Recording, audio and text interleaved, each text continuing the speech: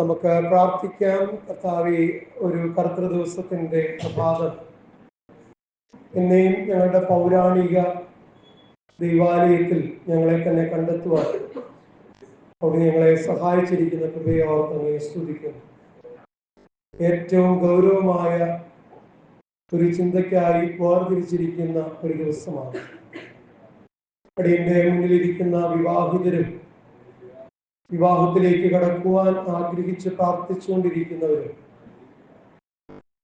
കർത്താവെ, മാതാപിതാക്കൾ സ്നേഹിക്കപ്പെടുന്നവരായി മുന്നോട്ട് പോകണമെന്ന് ആഗ്രഹിക്കുന്ന കുഞ്ഞുങ്ങളും പങ്കെടുക്കുന്ന ഈ ആരാധനയിൽ കർത്താവെ, നിന്റെ വചനം അങ്ങ് വിഭാഗിക്കണമേ. ഇതൊരു കേൾവിയായി തീരാതെ ആ കേൾവി ജീവിതത്തിൻ്റെ പ്രവൃത്തികളിൽ പ്രതിഫലിക്കുവാൻ, മാറ്റമുണ്ടാകുവാൻ, പുതിയ ചില ഏറ്റെടുക്കലുകൾക്ക് ഉപേക്ഷിക്കേണ്ടവയെ ഉപേക്ഷിപ്പാൻ നിന്റെ വചനം ഞങ്ങളെ സഹായിക്കണമേ. വളരെ അദമ്യമായി ഇന്നത്തെ വചന ശുശ്രൂഷ അടിയന്റെ സഭയ്ക്ക് പ്രയോജനം ചെയ്യണമേ എന്ന ആഴത്തിൽ പ്രാർത്ഥിക്കുക. കർത്താവിൻ്റെ പരിശുദ്ധാത്മാവ് ഞങ്ങളിൽ ജയമെടുക്കണമേ, യേശുവിൻ്റെ നാമത്തിൽ തന്നെ. എല്ലാവർക്കും ഇരിക്കാം. ദൈവത്തിൻ്റെ പരിശുദ്ധ നാമത്തിൽ ഇന്നത്തെ ശുശ്രൂഷയിലേക്ക് നിങ്ങളെ എല്ലാവരെയും ഞാൻ സ്വാഗതം ചെയ്യും. ഇന്നത്തെ ശുശ്രൂഷയെ സംബന്ധിച്ചിടത്തോളം വിശ്വാസം, പ്രത്യാശ, സ്നേഹം, അങ്ങനെയൊക്കെയുള്ള മൗലികമായ ദൈവിക ഗുണങ്ങളിൽ നിന്ന് വ്യത്യാസപ്പെട്ട് ഒരുമിച്ച് ചേരുന്ന മനുഷ്യരുടെ ജീവിതത്തിൻ്റെ സന്തോഷത്തെയും സന്താപത്തെയും വിവാഹ ജീവിത ധ്യാനത്തിലൂടെ ബോധ്യപ്പെടുവാനുള്ള ഒരു പകലാണ്. വിവാഹം നിലനിൽക്കുന്ന സ്നേഹജീവിതം എന്ന്, marriage lasting life of love, lasting life of love, നിലനിൽക്കുന്ന എല്ലാ ബന്ധങ്ങളെക്കാളും കൂടുതൽ കാലം നിലനിൽക്കേണ്ട ഒരു ബന്ധമാണ് ഇഹലോകത്തിൽ വൈവാഹിക ജീവിതം. നമുക്കൊക്കെ മാതാപിതാക്കന്മാരുണ്ട്. അവരോട് ബന്ധപ്പെട്ട് ഒരു 25-30 വർഷങ്ങൾ നാം ആയിരുന്നു എന്ന് വിചാരിക്കുക. നമ്മൾ കുഞ്ഞുങ്ങളോട് ബന്ധപ്പെടുമ്പോഴങ്ങനെ നമുക്ക് ജനിച്ച കുഞ്ഞുങ്ങളുമായിട്ട് നേരിട്ട് ബന്ധപ്പെട്ട് 20 മുതൽ 30 വരെ വർഷങ്ങൾ. ഈ രണ്ട് ഇടങ്ങളിലും അതിനുശേഷം നമ്മൾ അവരിൽ നിന്ന് വേർപെടുകയാണ്, ആ ആഴപ്പെട്ട ബന്ധത്തിൽ നിന്ന്. എന്നാൽ ഇതിന് രണ്ടിനുമിടയിൽ നമുക്ക് നൽകപ്പെടുന്ന ഒരു ബന്ധമാണ് ദാമ്പത്യ ജീവിതം, വിവാഹ ജീവിതം. ദൈവം ആയുസ്സും ആരോഗ്യവും തന്നാൽ 60-ലധികം വർഷങ്ങളൊക്കെ വിവാഹ ജീവിതത്തിൽ മുന്നോട്ട് പോകുന്നവർ നമ്മുടെ ഇടയിലുണ്ട്. അതിനിടയിൽ പങ്കാളിയെ നഷ്ടപ്പെട്ടേക്കാം ഏത് പരിസ്ഥിതിയിലും. പക്ഷെ ഞാൻ സംസാരിക്കുന്നത് ഈ രണ്ട് വ്യക്തികൾക്കും ആയുസ് ലഭിക്കുന്നുണ്ടെങ്കിൽ അവർ തുടരുന്നതായ ബന്ധമാണ് ലോകത്തിലെ ഏറ്റവും ലാസ്റ്റിംഗ് ലൈഫ്. അവർ തുടരേണ്ടതായ ബന്ധമാണ്, അതിന് ഒഴിവുകഴിവില്ല. വിവാഹം കഴിക്കപ്പെട്ട രണ്ടുപേർ ജീവിച്ചിരിക്കുന്നെങ്കിൽ അവരെന്നേക്കും അവരിൽ ഒരാളുടെ മരണം വരെ മുന്നോട്ട് കൊണ്ടുപോകേണ്ടതായ ഒരു ബന്ധം. എന്നാൽ ഒരു ചോദ്യം പ്രസക്തമാണ്: do you have love in this lasting life? നിങ്ങളുടെ ഈ നിലനിന്നുകൊണ്ടിരിക്കുന്ന ദാമ്പത്യ ജീവിതത്തിൽ നിങ്ങൾ യഥാർത്ഥത്തിൽ സ്നേഹിക്കപ്പെടുന്നുണ്ടോ? നിങ്ങൾ യഥാർത്ഥത്തിൽ സ്നേഹിക്കുന്നുണ്ടോ എന്നുള്ള ചോദ്യമാണ്.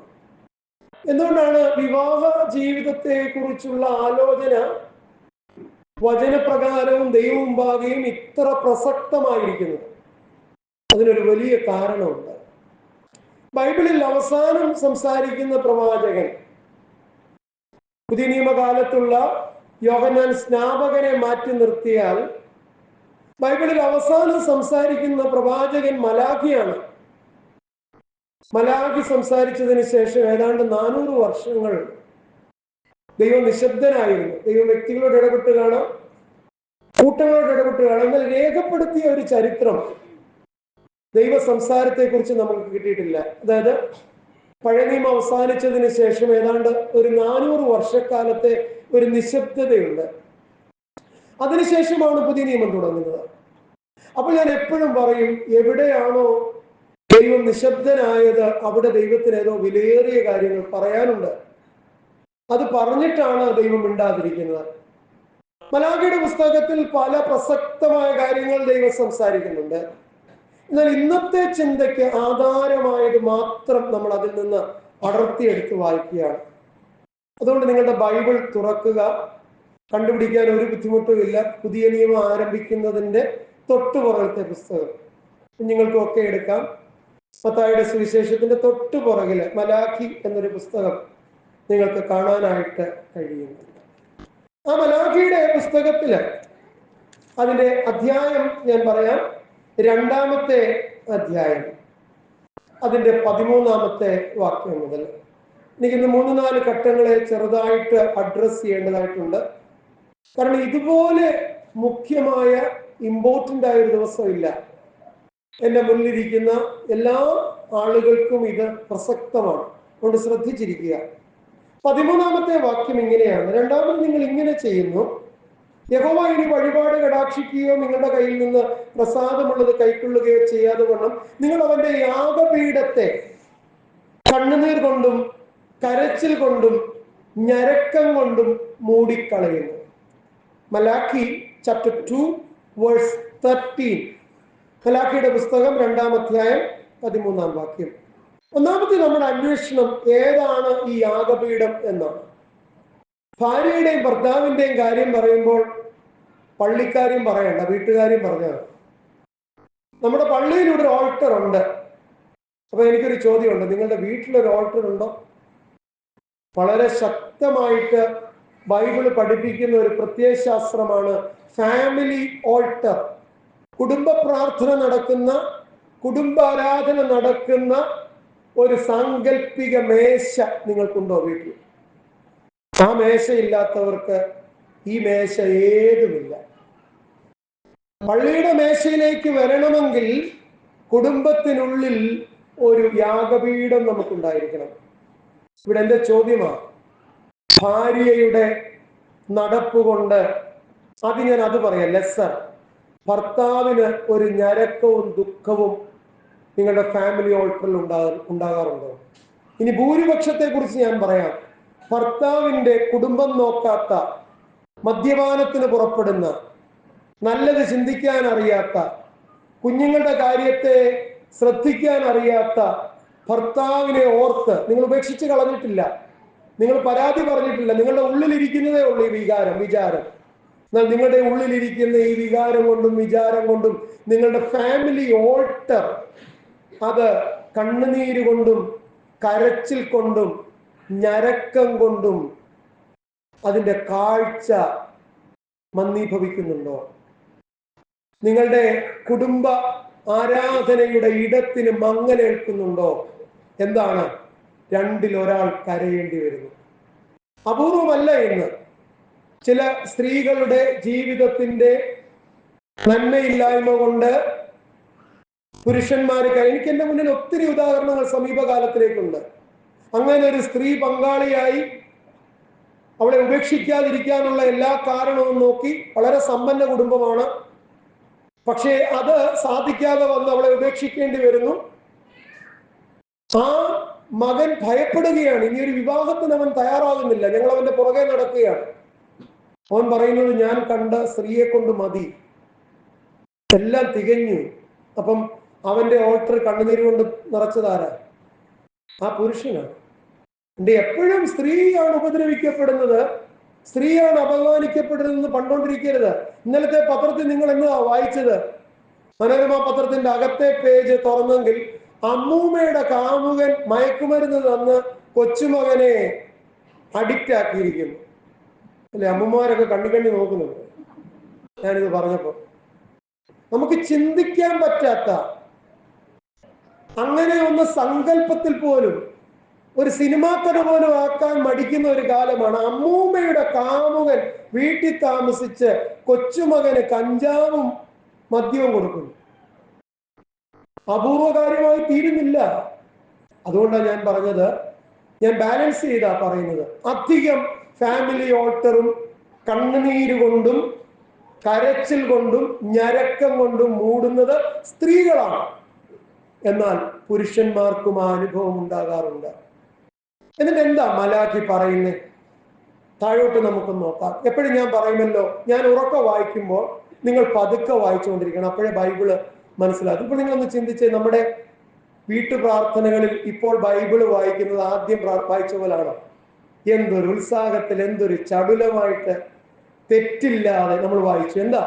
ബൈബിള് വായിക്കാൻ ഒരു പരിശീലനം നമുക്ക് ലഭിച്ചുകൊണ്ടിരിക്കുന്നത്. അപ്പൊ ഞാൻ ഈ പറയുന്ന വാക്യം നിങ്ങൾ മാത്രം കേൾക്കുന്ന ശബ്ദത്തിൽ അവിടെ ഇരുന്ന് വായിക്കാം. എന്നാൽ ഞാൻ വായിക്കുന്ന I am reading Malachi chapter 2 verse 14. എന്നാൽ നിങ്ങൾ അത് എന്തുകൊണ്ട് എന്ന് ചോദിക്കുന്നു. യഹോവ നിനക്കും നീ അവിശ്വസ്തത കാണിച്ചിരിക്കുന്ന നിന്റെ യൗവനത്തിലെ ഭാര്യയ്ക്കും, കൂടുതലും അതായതുകൊണ്ട് പുരുഷന്മാരുടെ അവിശ്വസ്തതയാണ് 80% കുടുംബ പ്രശ്നങ്ങൾക്കും കാരണം. 20%, 25% ഇന്ന് അത് കൂടിക്കൊണ്ടിരിക്കുന്നു. സ്ത്രീകളുടെ അവിശ്വസ്തത. പണ്ടതില്ലായിരുന്നു, കുറവായിരുന്നു. പവിത്രതയായിരുന്നു ഭാര്യയുടെ മുഖമുദ്ര, വിശുദ്ധി എന്നുള്ളതായിരുന്നു അവളുടെ അംഗം. പക്ഷെ ഇന്നത് പെർസെന്റേജ് കൂടിക്കൊണ്ടിരിക്കുന്നു. സ്ത്രീകളുടെ ഭാഗത്തു നിന്നുള്ള അവിശ്വസ്തതയുടെ പെർസെന്റേജ് കൂടുന്നു. അവിടെ പറയുന്നത്, അവൾ നിന്റെ കൂട്ടാളിയും നിന്റെ ധർമ്മ പത്നിയുമല്ലോ. She is your companion and your wife by covenant.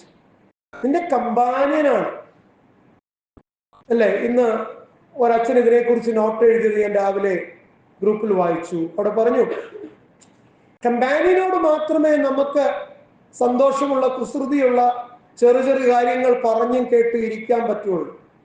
അവിടെ അച്ഛൻ എഴുതി, ഇന്ന് ദമ്പതികളുടെ ഇടയിൽ കൊച്ചു വർത്തമാനങ്ങളില്ല, പിന്നെ വലിയ വർത്തമാനങ്ങൾ. എന്നാ എടി, നിന്റെ വീട്ടിൽ നിന്ന് കിട്ടാനുള്ളത് കിട്ടിയില്ല, നിന്റെ ആങ്ങളയുടെ കയ്യിലുള്ളതിൽ നിന്നൊന്നും എനിക്ക് തരുന്നില്ല, പിന്നെ അല്ലേ ഇങ്ങനെ മുന്നോട്ട് പോയാൽ എനിക്ക് പുനർചിന്തിക്കേണ്ടി വരും, അല്ല നിങ്ങൾ അങ്ങോട്ട് പോയി വിവാഹമോചനത്തിന് കേസ് കൂടെ കൊടുക്കുമടി, എന്നാ നിങ്ങളെ ഞാൻ കാണിച്ചു തരാം. വലിയ വർത്തമാനമാണ് വീട്ടില്, കൊച്ചു വർത്തമാനമൊന്നുമില്ല.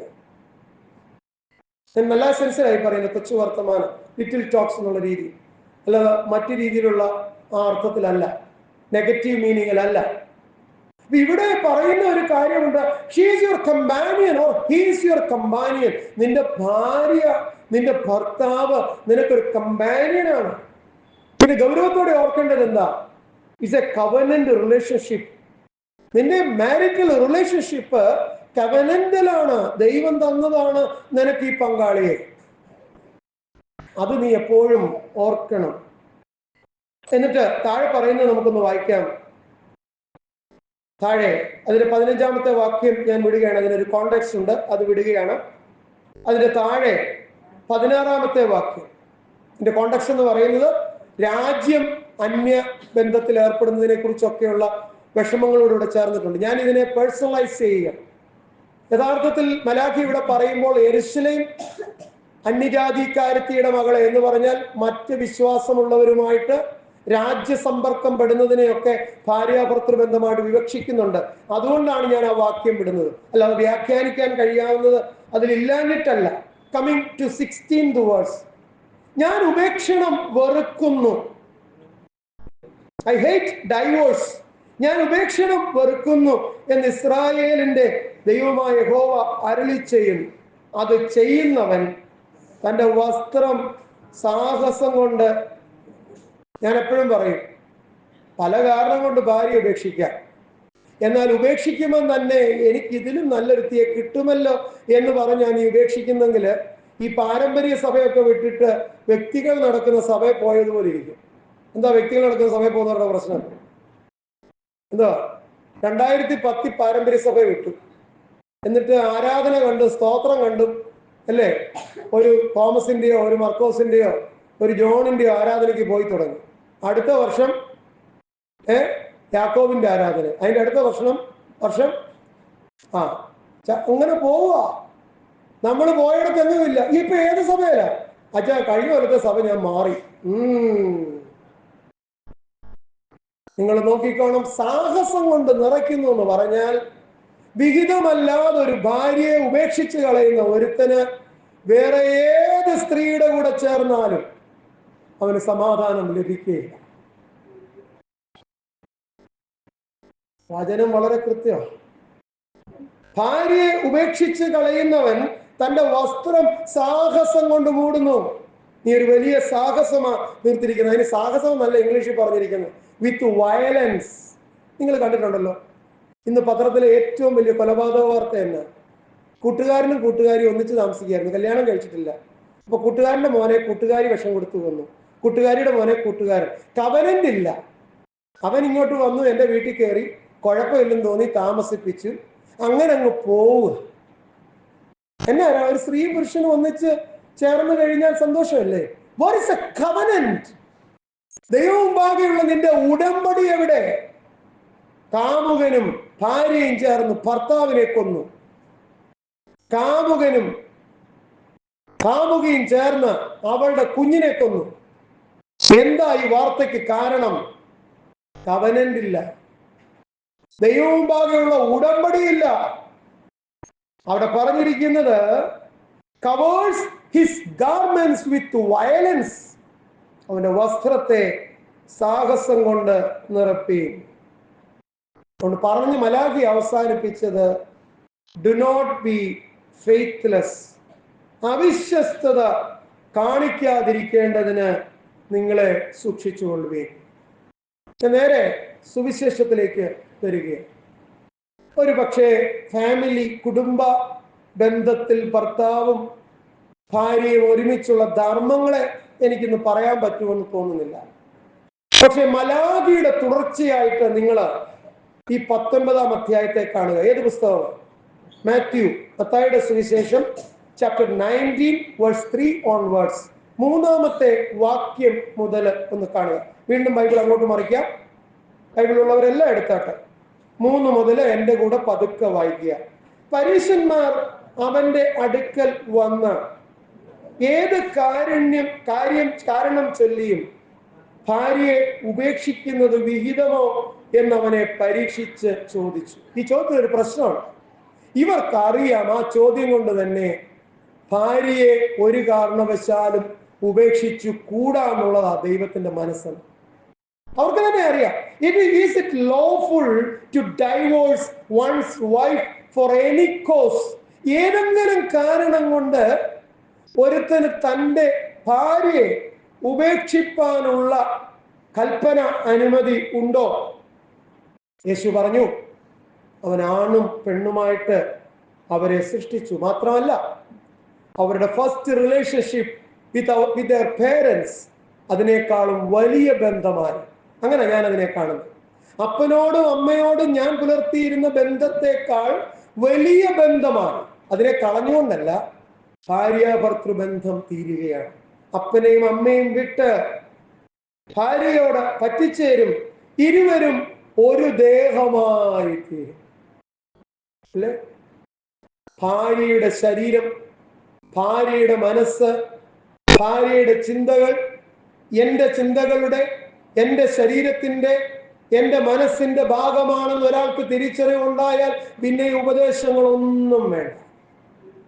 ഇത് നമ്മൾ ചിന്തിക്കുന്നത്, എനിക്ക് കൂട്ടുകൂടാം, എനിക്ക് തോന്നിയ വഴി നടക്കാം, എനിക്ക് തോന്നുമ്പം വീട്ടിൽ വരാം, ഞാൻ പറയുമ്പം ഭാര്യ എല്ലാം ശരിയാക്കണം, കുഞ്ഞുങ്ങളെ ഭാര്യ സ്കൂളിൽ വിട്ടോണം, അവളുടെ കാര്യങ്ങൾ ഭാര്യ നോക്കിക്കോണം, എനിക്ക് ആഹാരമോ കാര്യങ്ങളോ ഞാൻ കിടക്കാൻ വരുമ്പോൾ കിടക്കയോ ഒക്കെ റെഡി ആയിരിക്കണം, ഞാൻ മദ്യപിച്ചായിരിക്കാൻ വരുന്നത്, അത് നീ നോക്കേണ്ട കാര്യമില്ല, എനിക്ക് പലതരത്തിലുള്ള കാര്യങ്ങൾ ഞാൻ നിന്നോട് ചോദിക്കാതെ തീരുമാനമെടുക്കും, അത് നീ അറിയേണ്ട കാര്യമില്ല. എവിടെയാണ് ഒരു ദേഹം? തോന്നിയവാസം.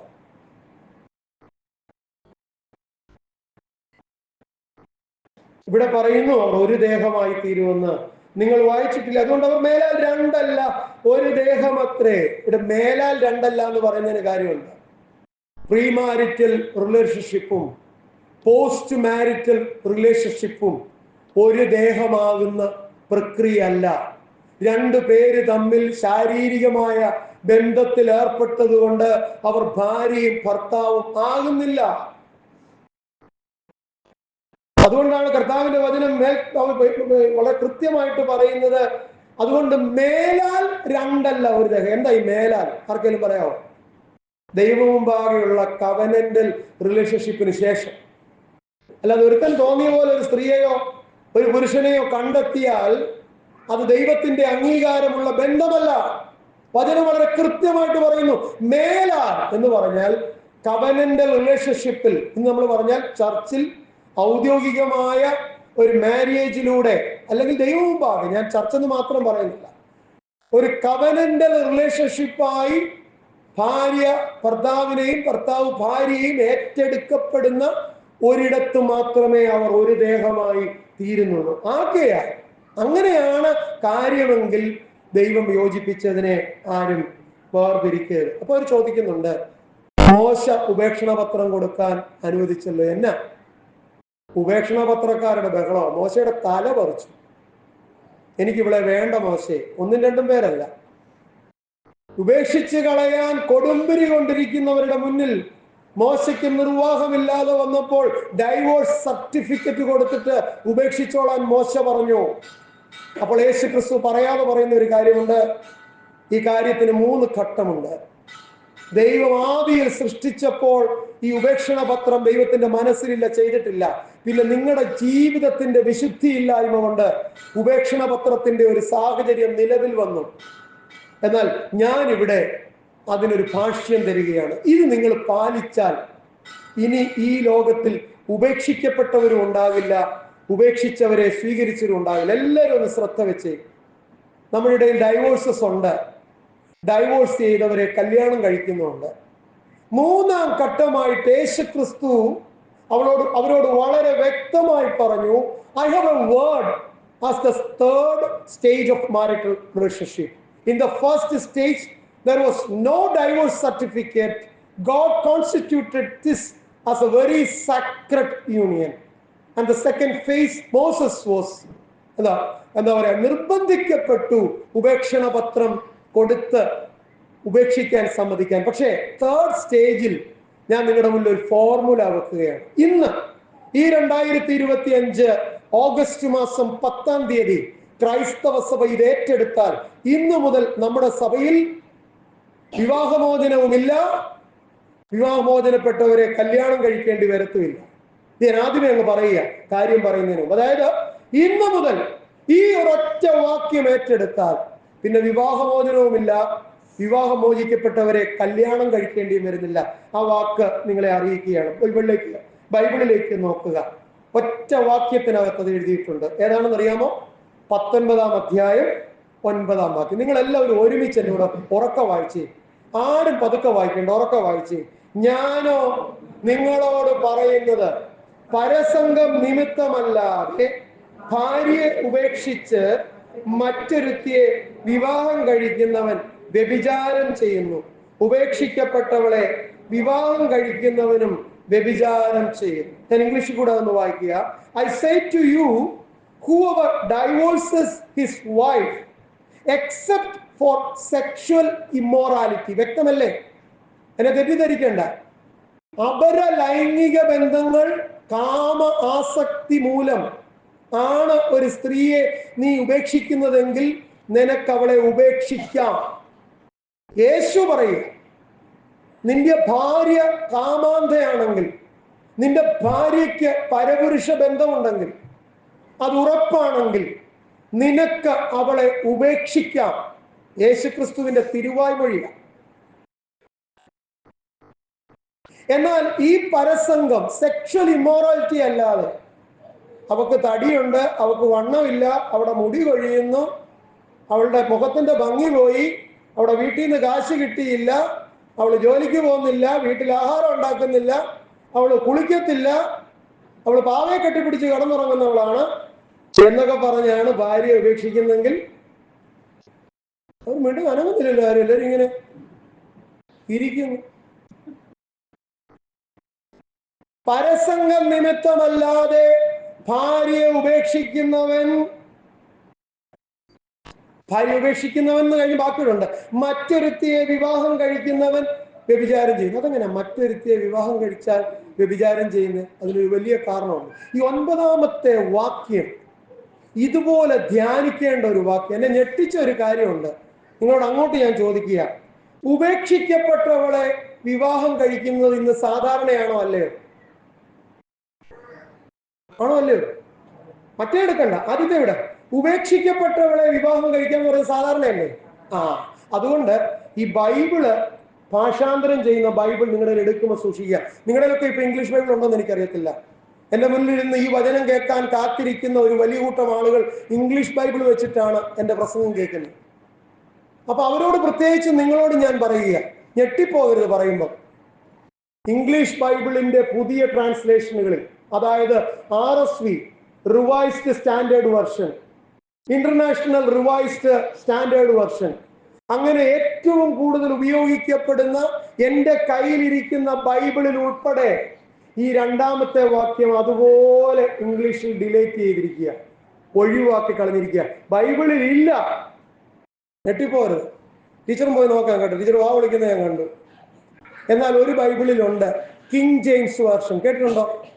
ആദ്യത്തെ ബൈബിൾ ഭാഷാന്തരമാണ് ഹെൻറി ഭാഷാന്തരം ചെയ്ത കിങ് ജെയിംസ് വേർഷനില് പ്യുവറായിട്ട് അതിന്റെ മൂലഭാഷയിൽ നിന്ന് ഭാഷാന്തരം ചെയ്തതുകൊണ്ട് കിങ് ജെയിംസ് വേർഷനിലും, അതുപോലെ അരാമ്യ ഭാഷയിൽ നിന്ന് നേരിട്ട് ഭാഷാന്തരം ചെയ്തിരിക്കുന്ന എല്ലാ വേർഷനിലുമുണ്ട് ഉപേക്ഷിക്കപ്പെട്ടവളെ വിവാഹം കഴിക്കുന്നവൻ വ്യഭിചാരം ചെയ്യുന്നെന്ന്. എന്നാൽ ഞാൻ വിളിച്ചു പറയുന്നു, ഈ പുതിയ കാലഘട്ടത്തിൽ എൻ്റെ കയ്യിലിരിക്കുന്ന ബൈബിളിൽ ഉൾപ്പെടെ ഉപേക്ഷിക്കപ്പെട്ടവളെ വിവാഹം കഴിച്ചാൽ വ്യഭിചാരം ചെയ്യുന്നെന്ന് എഴുതിയിട്ടില്ല എന്ന് പറഞ്ഞാൽ ദൈവത്തിന്റെ വചനം അവരുടെ ലോക ജീവിതത്തിന് വേണ്ടി അവർ മായ്ച്ചു കളഞ്ഞിരിക്കുന്നു. അവർ മായ്ച്ചു കളഞ്ഞിരിക്കുന്നു ദൈവത്തിന്റെ വചനം, ബൈബിൾ ഭാഷാന്തരം ചെയ്തവർ. ഇനി ഞാൻ മലയാളം ഇംഗ്ലീഷും വായിക്കാം. നിങ്ങളിൽ അറിയാവുന്നവരൊന്ന് ശ്രദ്ധിക്കുക. ഞാനോ നിങ്ങളോട് പറയുന്നത്, പരസംഗ നിമിത്തമല്ലാതെ ഭാര്യയെ ഉപേക്ഷിച്ച് മറ്റൊരുത്തിയെ വിവാഹം കഴിക്കുന്നവൻ വ്യഭിചാരം ചെയ്യുന്നു. അതിന്റെ ബാക്കി, ഉപേക്ഷിക്കപ്പെട്ടവളെ വിവാഹം കഴിക്കുന്നവനും വ്യഭിചാരം ചെയ്യുന്നു. ഇനി ഇംഗ്ലീഷ് കേൾക്കുക. I say to you, whoever divorces his wife except for sexual immorality and marries another commits adultery. അതിനുശേഷം ഒന്നുമില്ല. അതിന്റെ അർത്ഥം എന്നാ? ഉപേക്ഷിക്കപ്പെട്ടവളെ വിവാഹം കഴിക്കുന്നതിന് ബൈബിൾ ഭാഷാന്തരം ചെയ്തവൻ വരെ അനുമതി കൊടുത്തിരിക്കുന്നു. ഇതാണ് ലോകം. ഇനി അതിന്റെ അർത്ഥം ഞാൻ പറയാം. എന്തുകൊണ്ടാണ് ഞാൻ പറഞ്ഞത് ഈ ദിവസം മുതൽ, ഇന്നു മുതൽ ഡൈവോഴ്സ് ഉണ്ടാകുകയെന്ന്? ഒന്ന്, ഒരുവന്റെ ഭാര്യ അബദ്ധസഞ്ചാരിയാണെങ്കിൽ, അവക്ക് തന്നെ തന്നെ അടക്കാൻ വയ്യാതെ പല പുരുഷന്മാരെ തേടുന്നവളാണെങ്കിൽ, അവളെ ഒരു കുടുംബിനിയായിട്ട് വെച്ചുകൊണ്ടിരിക്കാൻ പറ്റില്ല. അത് അവളെ സംബന്ധിച്ച് ലോകവും തെളിയിച്ചു കഴിഞ്ഞാൽ അവളെ ഉപേക്ഷിക്കാം. ഇനി നിങ്ങൾ ചിന്തിച്ചോ, ഇവിടെ ഉപേക്ഷിക്കപ്പെട്ട ആരെങ്കിലും ഉണ്ടെങ്കിൽ ആ നിയമം പാലിച്ചാൽ അവള് ഇത്തരത്തിലുള്ള സ്വഭാവമുള്ളവളായിരിക്കും. മനസ്സിലാക്കണം. അല്ല, ഈ സ്വഭാവത്തിലല്ലാതെ ഉപേക്ഷിക്കാൻ പറ്റത്തില്ല. അതാ കണ്ടീഷൻ. അപ്പൊ ഉപേക്ഷിക്കപ്പെട്ടിട്ടുണ്ടെങ്കിൽ ഏത് സ്വഭാവം? ഒന്ന് പ്രതികരിച്ചേ. ഉപേക്ഷിക്കപ്പെട്ടിട്ടുണ്ടെങ്കിൽ ഈ സ്വഭാവം മാത്രം. അപ്പൊ ഇവള് ബന്ധം ഒഴിഞ്ഞു നിൽക്കുക. ഇവിടെ സ്വഭാവം എന്നാ? മനസ്സിലായല്ലോ. ഇനി ഇവളെ ഒരുത്തൻ വിവാഹം കഴിച്ചാൽ അത് ശരിയോ തെറ്റോ? ഇനി വിവാഹം കഴിച്ചിട്ട് കാര്യമുണ്ടോ അവളെ? അതാ വചനം വ്യക്തമായി എഴുതിയത്. നിങ്ങൾ വ്യഭിചാര കാരണത്തിൽ, സെക്ഷൽ ഇമോറാലിറ്റിയിൽ അല്ലാതെ നിങ്ങളുടെ ഭാര്യയെ ഉപേക്ഷിക്കരുത്. അത് നിങ്ങൾ പാലിച്ചാൽ, ഇവിടെ ആരെങ്കിലും ഉപേക്ഷിക്കപ്പെട്ടവൾ ഉണ്ടെങ്കിൽ അവൾ സെക്ഷൽ ഇമോറാലിറ്റിയിൽ ഉപേക്ഷിക്കപ്പെട്ടവളാ. അവളെ ഒരുത്തനും പങ്കാളിയായിട്ട് സ്വീകരിക്കരുത്. കാരണം സ്വീകരിച്ചാൽ നീ വ്യഭിചാരിയെ സ്വീകരിച്ചത് കൊണ്ട് നീയും വ്യഭിചാരം ചെയ്യുന്നു. പിടികിട്ടുന്നുണ്ടോ? ഓ, എവിടെ? അതോ കേൾക്കാൻ മനസ്സിലെന്നും പറഞ്ഞിരിക്കുവാന്നോ? ഈ ലോകത്തിൽ ഉപേക്ഷിക്കപ്പെടുന്നെങ്കിൽ സെക്ഷൽ ഇമോറാലിറ്റിയിൽ. അങ്ങനെ ഉപേക്ഷിക്കപ്പെട്ടവളെ ഒരുവൻ കല്യാണം കഴിച്ചാൽ അവൾ അങ്ങനെയുള്ളവളാണെന്ന് അറിഞ്ഞ് കല്യാണം കഴിക്കുന്നത് കൊണ്ട് അവൻ വ്യഭിചാരിണി ആകുന്നു. അതുകൊണ്ടാ വചനം വ്യക്തമായിട്ട് എഴുതി, ഉപേക്ഷിക്കപ്പെട്ടവളെ അതിലൊറ്റ കൂട്ടരേ ഉള്ളൂ. തന്നെ തന്നെ അടക്കാൻ വയ്യാതെ കാമാന്തയായി തീർന്ന ഒരു സ്ത്രീ മാത്രമേ അവിടെ ഉള്ളൂ. അതുകൊണ്ട് അങ്ങനത്തവളെ ഒരുവൻ വിവാഹം ചെയ്താൽ അവനും വ്യഭിചാരം ചെയ്യും. ഞാൻ നെഞ്ചത്തടിച്ചു പോകുന്നത് RSVയിലോ NRSVയിലോ എന്തിന്? ഗുഡ് ന്യൂസ് ബൈബിളിൽ പോലും ഇത് എടുത്തു കളഞ്ഞിരിക്കുക. ഗുഡ് ന്യൂസ് എന്ന് പറഞ്ഞാൽ നമ്മൾ പിള്ളേർക്ക് മേടിച്ചു കൊടുക്കുന്ന ബൈബിളാണ്. അതിൽ പോലും ഈ വാചകം എടുത്തു കളഞ്ഞിരിക്കുകയാണ്. എന്നാൽ കിങ് ജെയിംസ് വേർഷനിലുണ്ട്. ഞാൻ അതിന്റെ മൂലഭാഷ പോയി ഡൗൺലോഡ് ചെയ്തിട്ടുണ്ട്. മൂലഭാഷയില് കോണിക് ഗ്രീക്കില് വ്യക്തമായിട്ട് എഴുതിയിട്ടുണ്ട്, ഉപേക്ഷിക്കപ്പെട്ടവളെ വിവാഹം കഴിക്കാൻ വ്യഭിചാരം ചെയ്യുന്നു. പുതിയ കാലത്ത് അവർ ഇരുന്നപ്പോ എഴുതിയവൻ നോക്കിയപ്പോ അവന് പോലും പറ്റത്തില്ല ഇത് പാലിക്കാൻ. ഏതാ? ബൈബിള് ഭാഷാന്തരം ചെയ്തവൻ നോക്കിയപ്പോ അവന് പോലും പറ്റുകയില്ല. അവൻ എഴുതിയവന്റെ രണ്ടാമത്തെ മൂന്നാമത്തെ വിവാഹമാണ്. അവന് എഴുതാൻ പറ്റും, അവന് ഭാര്യ വീട്ടിൽ കയറ്റുകയില്ല. അതുകൊണ്ട് എളുപ്പം എന്താ? ഈ വാക്യം അങ്ങ് മാറ്റിക്കളഞ്ഞേക്കാം. നമ്മുടെ ജീവിതത്തിന് വേണ്ടി വചനം മാറ്റിക്കളയുന്ന ഒരു ലോകത്തിലാണ് ഞാനിത് പ്രസംഗിക്കുന്നത്. നമ്മുടെ തെറ്റിനു വേണ്ടി വചനത്തെ റബ്ബർ വെച്ച് മായ്ക്കുന്ന ലോകത്തിൽ ഞാൻ വിളിച്ചു പറയുന്നു, if you keep your marital relationship holy, ദൈവത്തിന്റെ വചനം പറയുന്ന ആ വലിയ അനുഗ്രഹം നിങ്ങൾക്ക് കിട്ടും. അത് ഞാൻ ലേഖനത്തിൽ നിന്ന് വായിച്ച് നിർത്തുകയാണ്. നമുക്ക് വായിക്കാം. എബ്രായ ലേഖനം 13-ാം അധ്യായം അതിന്റെ 5 പകുതി മുതൽ മതിയെങ്കിലും ഞാൻ 5, 6 ഒന്ന് വായിക്കുക. നിങ്ങൾക്ക് എന്നോട് ഒന്നിച്ച് വായിക്കാം. എനിക്കിന്നത് പ്രസംഗിക്കാൻ സമയമില്ല, അതുകൊണ്ട് ഞാൻ അവസാനിപ്പിക്കുകയാണ്. എബ്രായ ലേഖനം 13-ാം അധ്യായം 5ഉം 6ഉം. നിങ്ങളുടെ നടപ്പ് ദ്രവ്യാഗ്രഹമില്ലാത്തതാകട്ടെ, ഉള്ളത് കൊണ്ട് തൃപ്തിപ്പെടുവിൻ. ഇതൊക്കെ കുടുംബത്തിന് ആവശ്യമുള്ളതാ.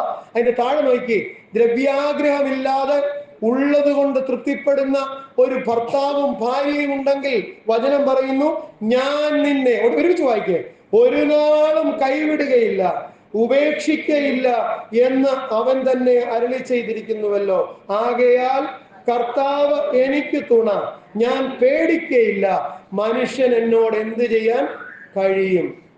ഞങ്ങൾ ഇനി രണ്ടല്ല ഒരു ദേഹമാകട്ടെ എന്ന് കവനന്റൽ റിലേഷൻഷിപ്പില് എവിടെ ഏത് ദരിദ്രനോ ഏത് പണമുള്ളവനോ ആയ ഭാര്യയോ ഭർത്താവോ ഒരുമിച്ച് സംസാരിക്കുന്നോ അവർക്കാരെയും പേടിക്കേണ്ടതില്ല. കാരണം അവരുടെ അഹങ്കാരം കൊണ്ടോ അവരുടെ ചുറ്റുമുള്ള ആൾബലം കൊണ്ടോ അല്ല. വചനം വ്യക്തമായി പറയുന്നു, കർത്താവ് അവർക്ക് തുണ. ഞാൻ ഒരു ചോദ്യം ചോദിച്ചു നിർത്തട്ടെ. നിങ്ങളുടെ കുടുംബജീവിതം ഭദ്രമാണോ? നിങ്ങളുടെ കുടുംബജീവിതത്തിൽ സ്നേഹമുണ്ടോ? ഭാര്യാഭർത്തൃ ബന്ധത്തിൽ നിങ്ങൾ ആനന്ദിക്കുന്നുണ്ടോ? കർത്താവ് നിങ്ങൾക്ക് തുണയാണെന്ന് നിങ്ങൾക്ക് തോന്നുന്നുണ്ടോ? നിങ്ങൾ ഒരുമിച്ച് നിന്നാൽ ആരെയും പേടിക്കേണ്ടെന്ന് നിങ്ങൾക്ക് മനസ്സിലാകുന്നുണ്ടോ? എങ്കിൽ നിങ്ങളുടെ കുടുംബജീവിതം അനുഗ്രഹിക്കപ്പെട്ട കുടുംബജീവിതമാണ്. ഈ വചനത്താൽ ഉയരത്തിലെ ദൈവം നമ്മെ അനുഗ്രഹിക്കും.